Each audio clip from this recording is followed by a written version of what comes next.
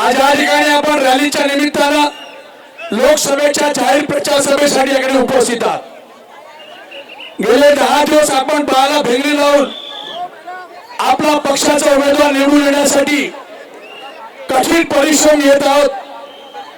गावोगावी गल्ली गल्ली आपण फिरतो आहोत आणि आजच्या या दिवशी एक शेवटचा तडाखा देण्यासाठी लोकनेते हितेंद्र ठाकूर आपल्या समोर उपस्थित झालेले आहेत। या निवडणुकीच्या निमित्तानं मला एवढंच सांगायचं आहे की बंधू भगिनींनो, आपाच्या पक्षाचं ब्रीदवाक्य चालू असतं, कार्यकर्ता जिंदाबाद। आपण सर्व कार्यकर्ते आहात आणि आपण नेहमी जिंदाबाद असता आणि जिंदाबाद राहणार। आपल्याकडे आज आहे 17 तारीख, 2 दिवस बाकी आहेत। ज्या स्लिपा आल्यात त्या स्लिपा घरोघर वाटून आपण त्या ठिकाणी मतदारापर्यंत पोहोचलं पाहिजे।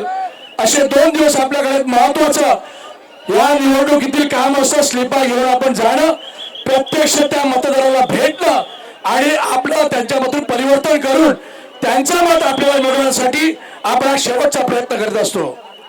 मतदार म्हटलं जातं, मतदाराला राजा म्हटलं जातं। हा मतदार राजा असतो। लोकसभेच्या वेळेला, विधानसभेच्या वेळेला, महापालिकेच्या वेळेला, ग्रामपंचायत वेळेला, जिल्हा परिषदेच्या वेळेला हा मतदार राजा जागृत असतो, तो ओळखत असतो आपला कोण परका कोण, आपल्याला मदतीची आवश्यकता असताना आपल्यासाठी धावून कोणतोय। तर हा बहुजन विकास आघाडीचा पक्ष, ही निशाणी शिट्टी ही नेहमी आपल्या उपयोगी पडत असते।